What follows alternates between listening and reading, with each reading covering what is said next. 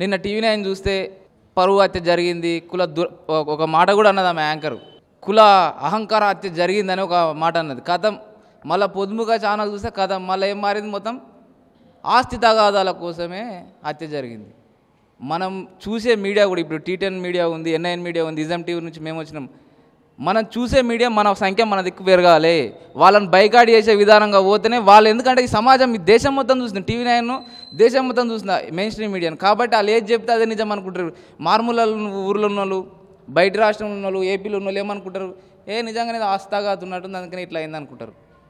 కాబట్టి మన మీడియా పెరగాలి, మన వ్యూస్ పెరగాలి. అంతే విధంగా ఇంకొక చిన్న విషయం చెప్తానా, మన వాస్తవానికి KPS నేను చిన్నగా నడుస్తాను చూస్తున్నా, నేను కూడా అక్కడి నుంచే ఒకసారి పనిచేసిన, మనం అంటే అన్ని ఉద్యమాలలో చూస్తున్నాం.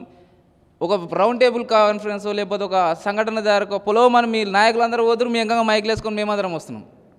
ఒక ఇన్సిడెంట్ జరగకుండా ఏం చేయాలనేది చాలా ముఖ్యమైన అంశం. నేనేమంటా అంటే ఆ చట్టంతో పాటు మీరు అన్నట్టు ఇందాక రాకేష్ చెప్పినట్టు, స్కైలాబ్ అన్న చెప్పినట్టు, సుందరన్న చెప్పినట్టు అన్ని ఇట్లా ఒక చట్టం తీసుకొచ్చి మెయిన్ ముఖ్యంగా మనం ఫస్ట్ డిమాండ్ ఏం చేయాలంటే, కులాంతర వివాహం చేసుకున్నా, మతాంతర వివాహం చేసుకున్నా అమ్మాయికి అబ్బాయికి లైసెన్స్లు తుపాకీలు ఇవ్వాలని నా ఫస్ట్ డిమాండ్ పెడుతున్నాను. నేను దీనికి యాక్సెప్ట్ చేస్తారా చేస్తే మీరు ఇప్పుడే చెప్పండి. ఎందుకంటే ఒక భయం లేదు, ఇష్టం వచ్చినట్టు అఫెన్స్ చేసిన తర్వాత అమ్మాయిని తీసుకురాలేము, పాపం అమ్మాయి చనిపోయింది, ఇప్పుడు తీసుకురాలేము. కాబట్టి ఆమెకు ఒక రక్షణ కవచంగా ఒక తుపాకు ఉంది అనుకో, ఆడు కూడా రాడు దగ్గరికి, ఫస్ట్ వస్తుందికే భయపడతారు. కాబట్టి ఇట్లాంటి ఆలోచన కూడా చేయాలని మనస్ఫూర్తి కోరుకుంటూ అందరికీ జై భీమ్, వందనాలు.